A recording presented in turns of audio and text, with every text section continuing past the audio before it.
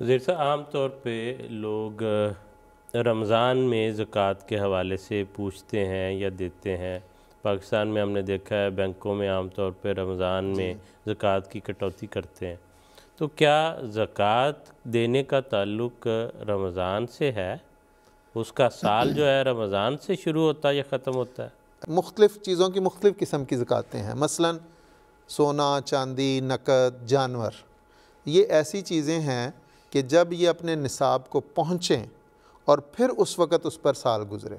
मसलन एक शख़्स है, वो उसके पास रमज़ान में निसाब को पहुँचा, कोई शख़्स है, और ये जो है ये आप मुअय्यन कर सकते हैं इस्लामी महीनों के मुताबिक भी, और जो हैं दूसरे महीने जो आम कैलेंडर का महीना है।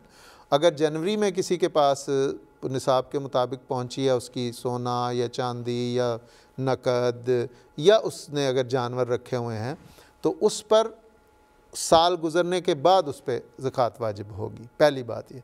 इसी तरह फ़सलें वगैरह जो हैं उन पे साल का नहीं है शर्त, उनमें यह है कि जब फसल आएगी अगर वो निसाब के मुताबिक है तो उसकी उस वक़्त उस उशर यानी 10वां हिस्सा या निसफ़ उशर यानी उसका 20वां हिस्सा अदा किया जाएगा। लेकिन इसके साथ ये भी है कि बाज़ लोग सहूलत के लिए एक महीना मुकर्रर कर लेते हैं, और रमज़ान चूँकि मुख्तलिफ़ नेकियों का महीना है, इसमें जिस तरह अभी आपने शुरू में पढ़ी कि इसमें एक जो आम नेकी की हुई उसका सवाब 70 गुना होता है, तो इसलिए बाज़ लोग इसे पसंद करते हैं कि ज़कात भी रमज़ान के साथ उसे कर लें।